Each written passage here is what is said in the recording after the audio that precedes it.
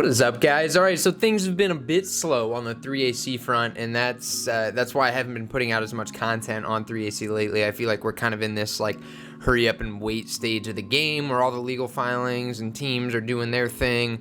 But there's been a few things that have popped up that I wanted to roll together in this video. So this is going to be sort of like a news update on the 3AC situation. So first of all is that it's rumored that Kyle and Sue are heading to Dubai. So that it looks like they've been seen boarding planes heading to Dubai. And are sort of setting up shop there. Now, why Dubai? Well, Sue and Kyle are both U.S. citizens, I believe, and there is no extradition treaty with Dubai. So they can go to Dubai, and if for whatever reason legal actions are taken against them that would require jail time, Dubai will not extradite them back to the United States, so they can sort of run away to Dubai. So that's what looks like it's going on their front. They're still being very hesitant to cooperate with, legal entities and things like that. They're doing just the bare minimum, just like we discussed in the last video.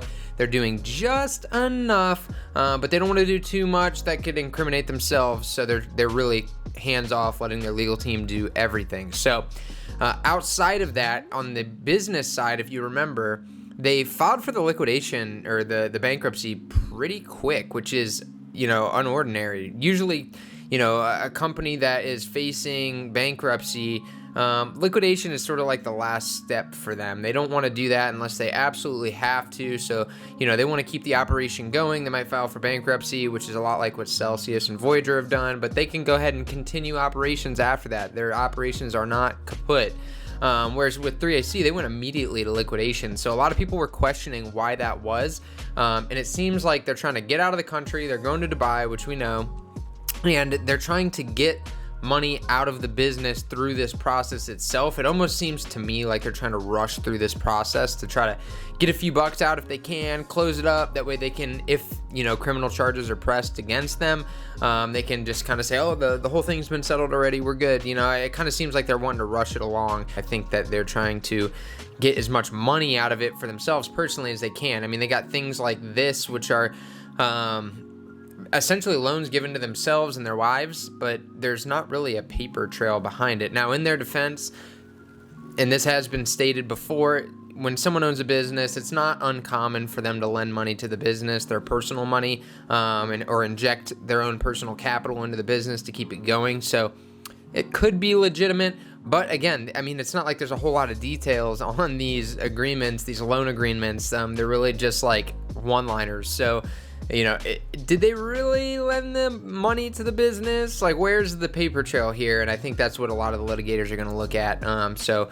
we'll see whether or not they actually get the money that they claim to have lent to the business back out of it. I would say probably not, just because their net asset value was so negative that there's really not going to be much. I would imagine that they'd be like the last person on the totem pole to get any money back, and clearly there was not enough to go around to all creditors. That's why they are in the mess that they are in. So anyways, that's sort of the update on the Sue Kyle piece. Moving over to Voyager. So Voyager actually declined Sam's deal, which, if you guys watched my last video, Sam was, or 2 videos ago rather, Sam offered a deal to Voyager customers, basically buying them out of their bankruptcy position, giving them cash now in trade for their position in the bankruptcy. That's essentially what was happening.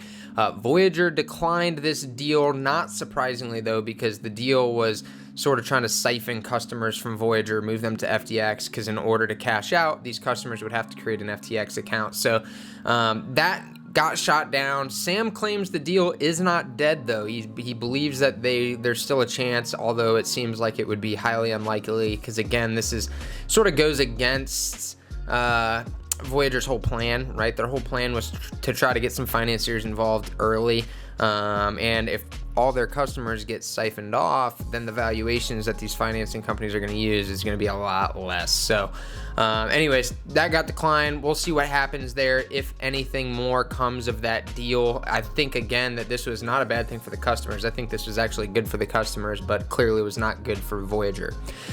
Next, Celsius. Oh my God, the Celsius story, I swear, keeps getting worse and worse. These guys were like just as bad as 3AC in the way they ran their business, because if you remember back, Celsius was in the hole, way in the hole, before the 3AC situation ever happened, and that just really pushed them under. And it turns out they were mixing customer funds, so depositors' funds along with creditor funds. All their funds were jumbled up. So they used that money then to go and buy mining rigs. So it seems like their plan was essentially to start a mining operation so that they could generate income to fill the gap in their balance sheet. They thought that maybe the mining business would offset a lot of those losses and help them recoup that money to fill the hole.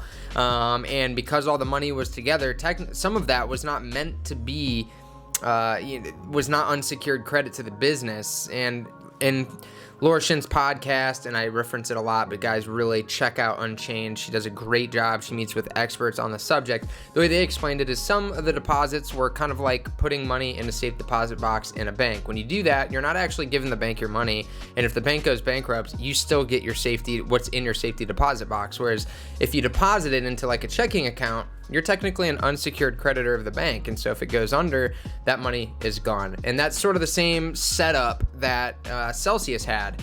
And the problem is they basically emptied the safety deposit box money and mixed it in with the depositor's money. So it's going to be really hard to figure out who exactly is owed what, because there is a separation there. The people who had the quote-unquote safety deposit money should get their full amount back. So they're trying to sort that out. But again, they took all this money and essentially used it to go and start a mining operation to help fill the gap. And then once that news broke, we also found out that customer emails got compromised via this memo letter that was sent out to customers, saying not to worry, though it was not that sensitive. I believe they said it wasn't sensitive information, but it's still like dude, like, what are you guys doing over there? You got all this stuff coming out at the same time, so you got a massive hole. It just sounds like they weren't very good business owners. It seems like they were just kind of chasing whatever was going on at the time, whatever, like they didn't really have like a plan. There wasn't really a plan in place.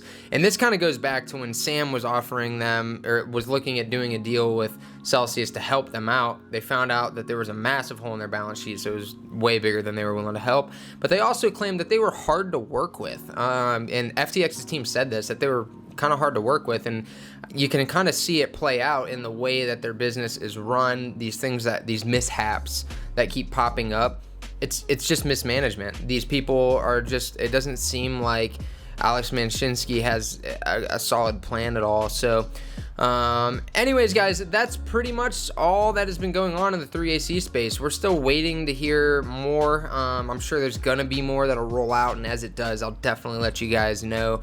But again, yeah, we're kind of in the hurry up and wait stage here. So guys, if this is your first time to the channel, please like and subscribe. We cover all things crypto on this channel, so definitely would love to have you along for the journey. With that being said, I will see you guys next time.